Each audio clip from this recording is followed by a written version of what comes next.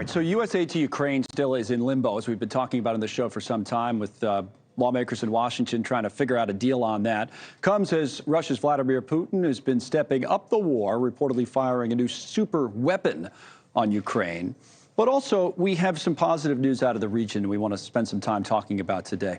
So an American who had been living in Ukraine was captured and tortured by the Russians, but was rescued by the U.S. nonprofit we were just talking to and about, Project Dynamo. So those Russians have now been charged with war crimes, indicted by the Justice Department here in the United States. Kirillo Alexandrov is with us here in the studio in New York, and Brian Stern from Project Dynamo, who was with us already, is still here. So, boy, Kirillo, this story is remarkable in so many ways. Start just briefly at the beginning. You're from Michigan, right? Yeah. You were living in Ukraine, though, with your wife, and then what happened? I was living in Ukraine with my family for about 5 years. I was stuck there when the war started, couldn't get out. I live right north of Crimea, so we were taken over very, very quickly. Ended up around 2,000 Russians in my village. I was in hiding and tried to find a way out. The government couldn't help me. The Ukrainians weren't there, and of course the Russians were of no help. So I was in hiding, and April 1st I spoke to Brian Stern on the phone.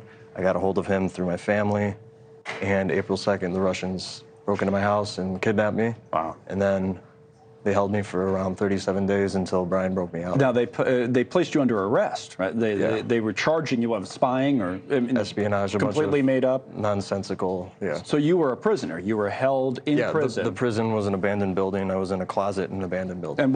And I don't know how comfortable you are going into the details, but it was rough stuff. Very rough. They had nails in the food, beatings, mock executions. Yeah. Wow, and for 37 days. 37 days. Yeah. All that torture, beatings, all kinds of things. You talk about Brian's organization getting you out. This doesn't happen all the time. I know I mentioned before the break that you guys do tremendous work around the world and I think the way I phrased it would get people out of some tight spots. I'm sure that's true, but something like this was even new for you, right? Yeah, we've done a number of these kinds of cases. This operation we call Detroit Lions. What's remarkable is, we're a private donor-funded organization. ProjectDynamo.org is our website. We run entirely off donations. We get no help from the government. Kirillo was stuck and held captive as an American citizen from Michigan.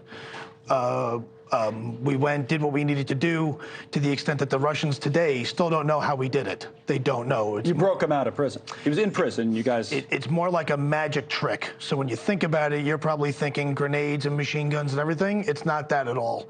It's they don't know what happened. Right, and you're not going to talk about it, but the negotiators that we were working with called us after we already had him to continue negotiations, and we're the ones that told Russia that we had him. They didn't even know. But when I say you haven't done it, a company like yours had never done this, essentially a prison break with the Russians. No private entity has ever gone nose to nose with the Russian intelligence service this way and been successful this way, to the extent that we were able to rescue an American and been able to enable the Department of Justice to leverage an indictment for the first time in American history. That's the thing about this, is that these Russians, have been indicted now on war crimes charges. And now, from what I was just told, you're the first American since World War II to be the victim of a war crime. Think about this, and still be alive. I mean, it's a remarkable story that way. I mean, what would you say about what you've been through and what this group's done for you? Well, it's very humbling that the State Department cared to push this through, and hopefully it changes policy. And it's very humbling that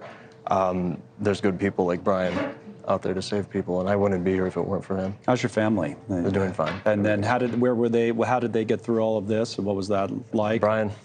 Same thing. Brian got them out as well. Yep. Wow. And now, where are you living? What are you doing? What's the plan? I'm living in Detroit. I'm helping Brian as much as I can. I'm not of much use, but I'm trying to get some normalcy back in my life and just continue living. Okay, so you're going to stay here in the United States? Yeah, for now, yeah. For now, but I bet you had a pretty good life in Ukraine. You loved Ukraine. Life was your good. wife's from there. Life was very good in Ukraine. Very secluded life. Lived on the river. Lived on the hills. It was very nice. And then it all came to this terrible end. But until I saw you shaking your head, Brian. You said you were not of much use. I think Brian thinks he would disagree with you on that one. I think. But what do you learn by meeting people like Kirillo and going through situations like this? Dynamo's done 608 missions, which turns into just under 7,000 people in 27 months. We do the operations ourselves, so we don't know a guy who knows a guy. When Kirillo came out, he met me. That's when we met for the first time. Yeah. In the field, on the street. You were there in person. Yeah. We laugh with each other. We cry with each other. We know these people. Of the 7,000 people that we've rescued, I've personally met over 5,000 of them, maybe more, between Russia, Ukraine, Gaza, Israel, Hurricane Ian, the fires in Maui, Sudan, Afghanistan. We do it ourselves. And there's nothing in the world that I would rather be doing. At the same time, I wish that there wasn't a need for Dynamo. Of course. I really do. I would I'd give anything I had to take Kirillo's pain away, or any of the pain away from any of these folks that have been brutalized in all these different ways and left behind.